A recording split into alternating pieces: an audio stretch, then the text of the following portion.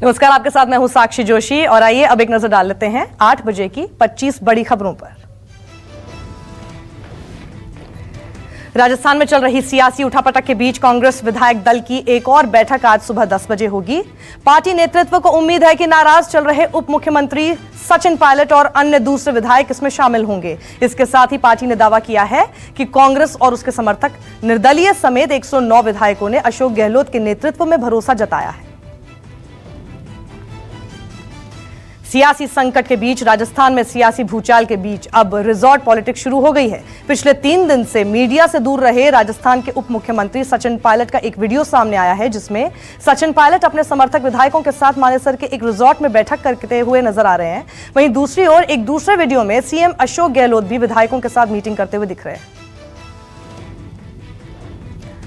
भारत नेपाल के बीच जारी नक्शा विवाद के बीच नेपाल के पीएम केपी शर्मा ओली ने दावा किया है कि नकली अयोध्या बनाकर भारत सांस्कृतिक और ऐतिहासिक तथ्यों से छेड़छाड़ कर रहा है। एक कार्यक्रम में उन्होंने कहा कि जनकपुर में पैदा हुई सीता का विवाह किसी भारतीय राजकुमार से नहीं बल्कि नेपाल में बसे अयोध्या के राम से हुआ था।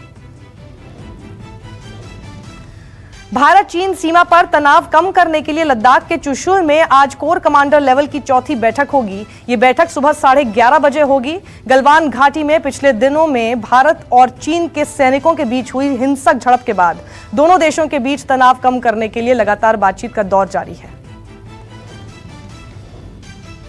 हिस्ट्री शीटर विकास दुबे और उसके साथियों के एनकाउंटर की जांच सीबीआई, एनआईए या फिर कोर्ट की निगरानी में करवाए जाने की मांग वाली याचिकाओं पर आज सुप्रीम कोर्ट सुनवाई करेगा। कुल 3 याचिकाओं में से एक याचिका सुप्रीम कोर्ट के वकील अनूप प्रकाश अवस्थी ने दायर की है। अमर दुबे की पत्नी की गिरफ्तारी को लेकर सोशल मीडिया पर यूपी पुलिस की खूब फजीहत हो रही है। सोशल मीडिया पर किरकिरी के बाद कानपुर पुलिस अब अमर दुबे की पत्नी को रिहा करेगी। आपको बता दें कि शादी के 8 दिन के भीतर ही खुशी विधवा हो गई। गूगल भारत में बड़े निवेश की तैयारी में है। Google for India digitization fund के तहत $10 बिलियन यानी 752 अरब रुपए का निवेश करेगा, जिसे लेकर गूगल के सीईओ सुंदर पिचाई ने कहा कि वो भारत में आने वाले 5 से 7 साल में $10 अरब का निवेश करेंगे।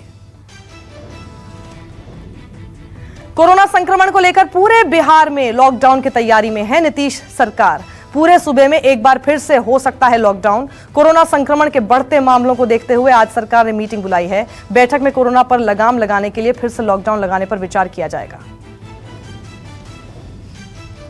चीन ने हाल में ही हुई डिप्लोमेटिक लेवल की बातचीत में भारत के सामने 59 चीनी ऐप्स को बैन किए जाने का मुद्दा उठाया। मीटिंग के दौरान चीन ने इस पर आपत्ति जाहिर की, जिसके जवाब में भारत ने साफ किया कि यह कार्रवाई सुरक्षा कारणों को देखते हुए की गई है। भारत नहीं चाहता कि उसके नागरिकों से जुड़े डेटा के साथ छेड़छाड़ हो।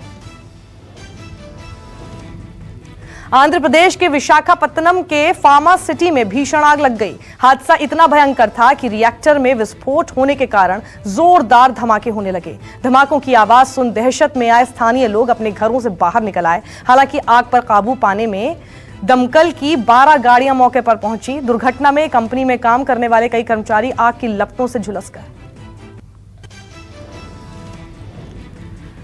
बॉलीवुड के महानायक अमिताभ बच्चन कोरोना संक्रमित होने के बाद से ही मुंबई के नानावटी अस्पताल में एडमिट हैं। वहां उन्हें फर्स्ट लाइन मेडिकेशन में सपोर्टिव थेरेपी दी जा रही है। जूनियर बच्चन यानी अभिषेक बच्चन भी अमिताभ के बगल वाले कमरे में ही एडमिट हैं। दोनों एक दूसरे के संपर्क में बने हुए हैं। सारा देश बच्चन परिवार के जल्द ठीक होने की दुआएं मांग रहा है।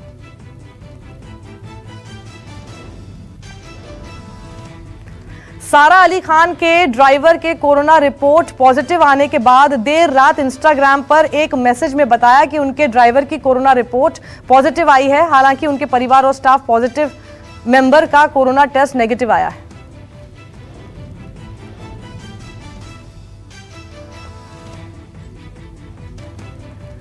कांग्रेस की बागी विधायक अदिति सिंह की विधानसभा सदस्यता रद्द करने की याचिका खारिज होने से कांग्रेस पार्टी को बड़ा झटका लगा। पार्टी विरोधी गतिविधियों के चलते अदिति सिंह की सदस्यता रद्द करने के लिए कांग्रेस नेतृत्व ने याचिका दाखिल की थी। अदिति सिंह रायबरेली की हैं।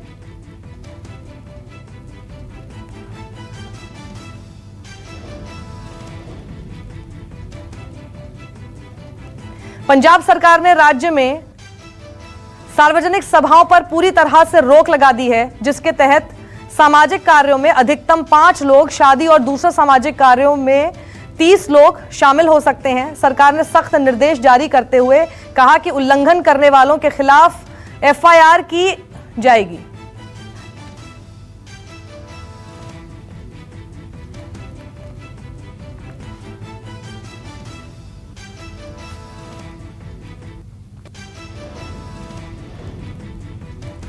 दस जुलाई को रद्द की गई दिल्ली यूनिवर्सिटी की ऑनलाइन परीक्षाएं 17 अगस्त से दोबारा कराने को लेकर दिल्ली हाई कोर्ट में आज सुनवाई होने वाली है। दिल्ली यूनिवर्सिटी ने हाई कोर्ट में दाखिल किए अपने हलफनामे में फाइनल ईयर के छात्रों की परीक्षाओं को 17 अगस्त से शुरू कर सितंबर तक निपटाने की बात कही है। नोएडा के एक स्कूल में एक छात्रा की संदिग्ध मौत का मामला अब सनसनीखेज होता जा रहा है। स्कूल पर आरोप है कि स्कूल प्रशासन ने छात्रा की मौत के बारे में पुलिस को सूचना नहीं दी। इतना ही नहीं, आनन फानन में छात्रा के परिवार को बुलाकर उसका अंतिम संस्कार भी कर दिया। मरने वाली छात्रा की उम्र 14 साल थी। लड़की के परिवार वाले रेप और हत्या का आरोप लगा रहे हैं। गुजरात में भी कोरोना वायरस का कहर बढ़ता ही जा रहा है। महामारी से बचने के लिए लोगों से कई तरह के निर्देशों का पालन करने को कहा जा रहा है, जिसमें मास्क लगाना और सामाजिक दूरी का पालन करना अनिवार्य है। साथ ही मास्क ना पहनने पर अब दोगुने से ज्यादा जुर्माना देना होगा।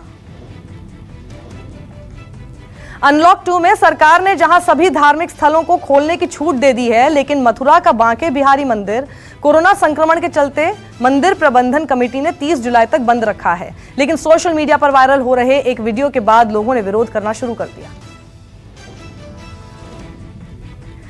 डेरा सिरसा सच्चा सौदा के वकीलों और पंजाब की पॉलिटिकल विंग से जुड़े लोगों ने चंडीगढ़ में प्रेस कॉन्फ्रेंस करके पंजाब पुलिस और पंजाब सरकार पर श्री गुरु ग्रंथ साहिब की बेअदबी का आरोप लगाया। डेरा सच्चा सौदा ने आरोप के तहत कहा है कि पंजाब सरकार उनके साथ सियासी साजिश कर रही है।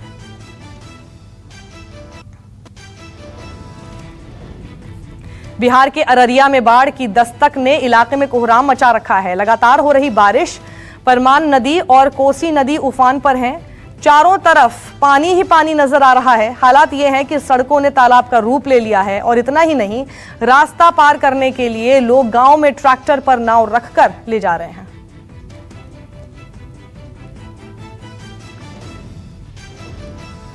बिहार के पूर्णिया में बेतहाशा बारिश ने लोगों का जिंदगी से सुकून छीन लिया है। यहां बहने वाली नदी का उफान पूर्णिया में कहर बरपा रहा है। रोज हो रहे जमीन के कटाव को देखकर लोग अपने घरों को छोड़कर दूसरी जगह जा रहे हैं। देश में कोरोना संक्रमण का आंकड़ा हर दिन बढ़ता ही जा रहा है। बीते एक दिन में देश में 28,701 नए मामले सामने आए हैं। देश में 24 घंटे के अंदर 500 लोगों की मौत हो गई। अभी तक देश भर में कोरोना का आंकड़ा 8,78,254 तक पहुंच गया है। अब तक इस खतरनाक वायरस से देश में 23,174 लोगों की मौत हो चुकी है। महाराष्ट्र में कोरोना का कहर बदस्तूर जारी है। पिछले 24 घंटे में अब तक का 6,497 नए मामले सामने आए हैं। राज्य में कोरोना पीड़ितों की कुल संख्या 2,60,924 हो गई।